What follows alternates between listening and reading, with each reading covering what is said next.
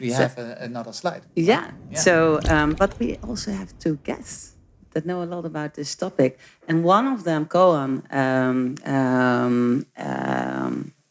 has like that. That's well, actually, they're both sitting on. They're very active in this space, but Koan as a customer of such a idea or platform or tokens, I think he's willing to share today, like how they use it and bring it into practice and where they run into, etc. So, Cohen, can you come up to the stage? And then we have Robin as well. Would you like to introduce Robin? Well, Robin is, of course, the number one party in the Netherlands, at least, but even in Europe, that started with crowdfunding even before anybody had heard of it. You know, exactly. Symbit. So, Robin, would you like to come to the table as well? Oh, there. Yes. So ready for it. So also for you guys, we need you to be close to the mics, otherwise we won't hear you at the podcast or at the radio show. Alex, it's my favorite topic, but it's your favorite topic too. Yeah, yeah. And what's great about this is that Startupbootcamp is here at the table. I can't believe it. And you are putting out so many startups. So I'm sure you run into funding issues all the time. Indeed, too. And as Quintus alluded to, I had my share of startups. So I've had the nightmare of doing the road shows and being in front of VCs. So how does that work with a platform like Next Gen Capital, right? So, yeah, but yeah, maybe before we start with that we forgot about that in the first session, that you guys can give a small introduction for the people that don't see you right now. Well, or hear and Quintus did that for the first session. And that was true, yeah. So Robin, would you like to start? Yes, please. So my name is Robin. We started with, well, what is now called crowdfunding back in, I think, 2009, when we were first thinking of the idea of democratizing finance. There we have it again. With the development of social media coming up and making it possible to give, let's say, or send a message to a large group of people like yourselves and ask everybody to just fund a part of a total funding request and combining that into one round. In 2011, that launched as Symbit, one of the first crowdfunding platforms in hindsight in the Netherlands, and one of the first worldwide doing this with solely equity, so risk capital. And recently we are acquired by Seedblink, which is a from origin Eastern European player, which is in the end doing the same what Symbit does, and that's offering a platform for start and scale ups to raise from a large pool of investors. And we add on a layer now that we combine this with more institutionalized capital. So we also have experienced investors aboard who can steer the company into being successful, because that's, of course, somewhat of a challenge if you have a large group of smaller investors to get the right input, to get the right steering, and that's what we try to combine now. Okay, wow. Go on. Koen van Ovak, I'm the global MD of Startupbootcamp, and we invest in startups at large scale. So we invest every year in around 350, 450 startups with a portfolio in the thousands now. So to your point, it's a play at scale. But also investing in startups, young technology companies with high potential of scale, has always been a very exclusive game. Has always been a game for investors that have $1 million to put $1 million extra to put in more risk assets such as startups. And we are in a mission in the last 2 years. Startupbootcamp is already 12 years in the market. It's a Dutch company and the third largest startup accelerator in the world. So it's a hidden Dutch treasure. But we are in a mission for the last 3 years on how can we make this more democratic, because everybody knows the success stories of the people that invest early on Google or Facebook and so on. But it's hard to get into the cap table early on of a Facebook, a Google, and so on if you don't have a lot of spare capital. And then together with Marlene, and we are in this mission to democratize startup investment. And Next Gen Capital. Yeah. Right. So for you, Alex, what does that mean to you? To me, it means that you open up a whole world, to your company, which in a way is what Symbit was doing in 2009. But now, you open it up to, investors that are qualified. And not only that, you open up a market so that people can trade the equity that they have in the startup. And of course, we tokenize it and we talk about tokens. And so we take the best of both worlds. Yeah. That was Next Gen Capital to me. Okay. Yeah. Well, and that's why I think it's such a good starting point from where we also started with Startup Bootcamp. So for the people that don't know, we funded 2 programs of Startup Bootcamp's portfolios already, and are currently in the midst of the 3rd program. And what the nice thing about it is the first program was funded approximately 3 years ago, 2019, which was a program that had equity in 30 startups. So as an investor, you would invest in a bucket of 30 startups. And that was the first accelerator that went publicly IPO'd. We did the next one a little bit, I think a year later, a year and a half later, and then Cohen came. And then, yeah, I think Startup Bootcamp is already ambitious, but Cohen's ambition level is like, it's even higher than that. And that challenges me, at least, to look at things and think differently. Because Cohen said, forget 30 startups, I want to have 90 startups. And I thought, like, yeah, okay, 90 startups, then we'll do 90 startups. And then from there on, we went into the space of, okay, let's really democratize it. Instead of, we had tickets before that of 37,500 euros and 25,000 euros. That's still not democratizing this type of capital. We need to go smaller. And now people can invest in the portfolio of Bolt Action. That is what is currently running, starting from 100 euros. That's nice. It's kind of a fund like. You have 90 startups in a bucket, 90 times 8% in each startup. You diversify your risk. You can trade it on an exchange, etc., etc. And then this mister comes back with a new plan. Would you like to share it? Yeah, can you share it? I can't, but now I will. Yeah, because now if you put all the programs that we listed, that we put on the exchange for investors to indirectly have access to early stage investment, now we have in total 150 startups divided over 3 programs. But we always list an SPV, a special purpose vehicle that holds the equity of the startups. But that also limits us. So what we are going to create is, in one sort of environment, over the next 8 years, we are going to add 100,000 startups. 100,000 startups. Yes, and there's a way. So then the investors, average, small, big investors, can have a participation, not in one startup, and then the risk is also very high that one startup might not work, but spread their risk over, as the years go by, 100,000 ventures. So also the probability of hitting a big one is very high. Should increase. Yeah. Should increase, yes. So 100,000 startups, Robin, what do you think about that? I think it's ambitious because I think that it's also interesting to see what the focus of the kind of startups would be. Because of course there are a lot of startups and there are also a lot of ones which you don't want to have in this 100,000. So the 100,000 should not necessarily be the goal. It just should be the goal to have a really nice 100,000, yes, and then see how far you can get. But you need to aim high in order to get to it at first place. So yeah, I encourage it. Yeah. And then you say like, okay, we're not gonna. Well, we currently fund the programs that have the startups in it, but you take it a step further as well. Yeah, that it's not only the initial, because usually what Startup Bootcamp does is that we do the initial, we are usually the first investors that believe in that startup, and then usually our investors tend to do the follow-up rounds. That's their strategy with us. But this time we are going not only to do the first investment, but we're also, for the ones that qualify, do the follow-up rounds as well on behalf. So that means that even though we already create quite some return by being just the first investor, by being able to not dilute and keep our equity slightly intact, we're able then to increase that even further. So we'll do the follow-up rounds as well. So this is a numbers game. We all got that, right? So if you have out of 100 startups, maybe one becomes a... The problem with the concept of numbers game is that it sounds almost like gambling. And it's a probability game for sure, because you never know where the innovation space will happen, if a pandemic or a world war or something happens tomorrow.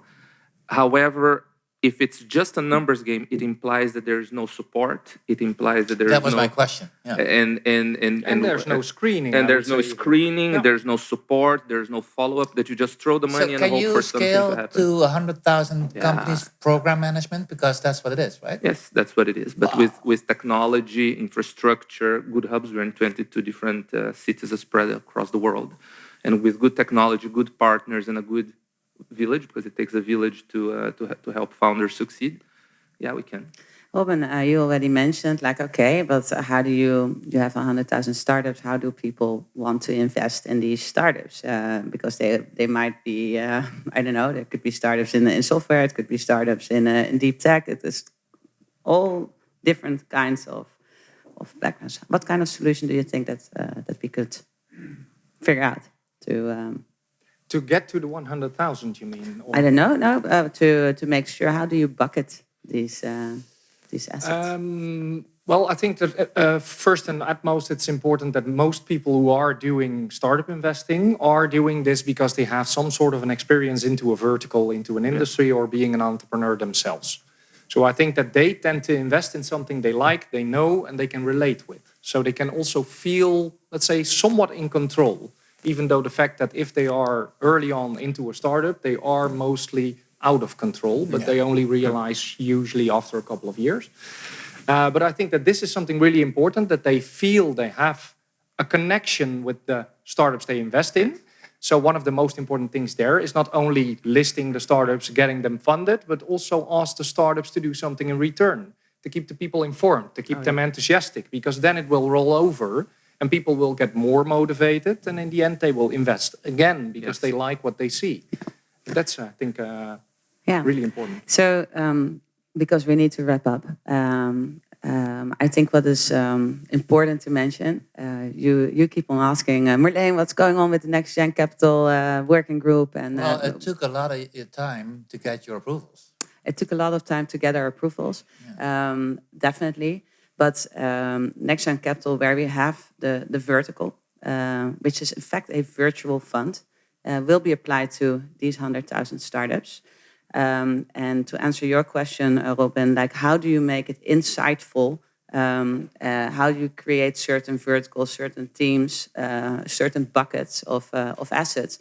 And that is where I love the ambition level of Startup Bootcamp, because the next round will not be into the funding will not go into an SPV, into a program. No, it will go directly into the startups itself.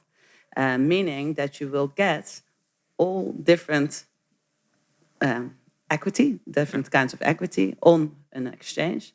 And from there on, you can invest and choose, okay, how do I create my own vertical or my own virtual fund? So this is hard work. It's ongoing. It's very we keep on developing. We use tokenization to tag assets, to be able to slice and dice. Because, for example, you could have an impact program, but that also has a healthcare startup in it. So how do you get the healthcare startup equity out of that vertical part? So it's a journey. Sure. It's a work in progress as well. And I think to round up, last comment or thing that you would like to get out of this session or feedback? That I think tech and startups tend to yield the best returns in the financial space in relatively comparison to other assets. And I think one big mission of smart, capable people with a platform must be how to bring the best returns of the market into bigger crowds. And if we can do that, I think that is a fantastic journey to go through the next years. Okay.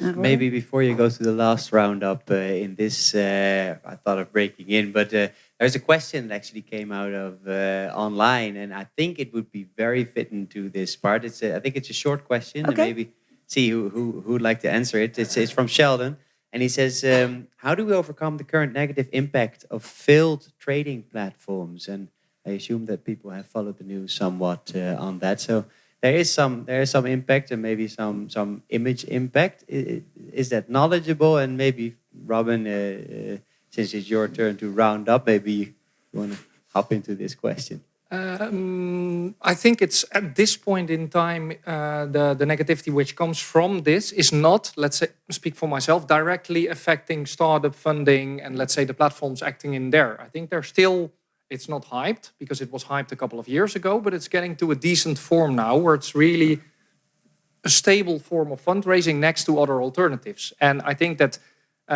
what I would like to get out of it, to see a roundup, is that it's not a source next to other alternative fundings, but it's really embedded, and to get the whole ecosystem into one, let's say, fundraising platform. So not only VCs, angels, crowd, whatever you name it, it's all equity, it's all risk capital, we're all there to help.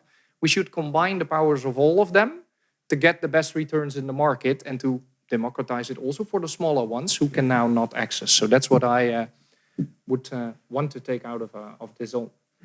Well done.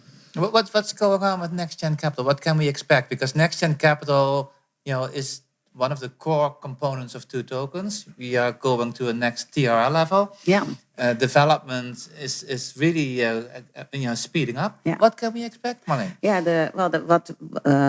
where we are in the process is we just received our approval of the AFM to be able to proceed with the new structure that we basically presented to them, because it's not a fund and it's not a direct investment in one company, but it has a lot of characteristics of a fund, and it also has a lot of characteristics of investing in a direct company. So where we are right now, we've learned a lot from listing 3 programs of Startup Bootcamp. For the people that want to learn a little bit more about it, you can still invest with €100 to experience how does that work.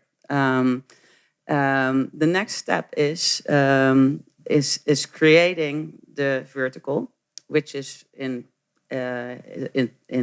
legal shape already ready, and then make sure that it fits with the program of a accelerator, in this case Startup Bootcamp. And then you have to think about, right? yeah, it's and not it's the accelerator of the world, right? but it could be any accelerator that does this. And then you have to think about building a 2-sided market, where it becomes really interesting. Because on one side, if you don't have assets, then you don't have investors. And if you don't have investors, you don't have assets. So it's a chicken and egg story. And we're currently really looking into the portfolio of Startup Bootcamp, because Startup Bootcamp has equity participation in already a portfolio of 1,500 startups. So that could potentially mean that one side of the market is covered, and that means that we need to bring in that equity into. So that would be like stage 2 follow-on funding for the existing 1,500. Exactly, and that would be a start. And then from there on, you would have at least assets on the platform. You can find investors, and then you can continue by raising capital for new startups. And so Next Gen Capital is great for democratizing finance, right? It's great for individuals who want to, put in €100. But so how can we make sure that, big investors, the institutional investors, are not going to, big investors also participate in Startup Bootcamp. From everything from top to bottom. There's people with €100, there's people, corporate venture capital, private equity, and so on. Yeah. So it seems to me we should do a roadshow next year. Yeah, I'm quite sure that not only next year, but probably for the coming 10 years, we'll be in to the 100. You need a lot. Yeah. So Awesome. That's it. Thank you. I'll help you with the roadshow. I hear you go to nice places. I hear that you are very good at giving. Yeah, and 100,000, you're not just can find them here in the Netherlands, right? No, and we can't. Maybe we have some within the European network which might be able to help as well. Exactly. So. Yeah, because talking about that, we're doing, this is a Dutch initiative. We're here in Amsterdam. That's where all the exchanges started, in the field, East Indies company, 400 years ago. Is this the start of something new in Europe? Do we have a European ambition? Yeah, I believe we do, but it's a worldwide ambition, because the startups of Startup Bootcamp are over the whole world. So the only thing is that it can only be offered to European investors. Yeah, and I So, think that that's a yeah. good start because Europe needs to unite in order to really make a fist in terms of technology startups and startups in general. So that's the good start, and then eventually it will evolve. I think we have a new working group here. Yeah. Huh? Nice. And we need to wrap up. You do? Yes. We do. Yeah. Okay. Okay, thank you, Thank you, guys. gentlemen. Thank you all very much. Thanks. That was it for today's podcast. Thank you for listening in, and please subscribe so you don't miss out on our upcoming episodes. If you want to get in touch with us, you can find our contact details at www.twotokens.org.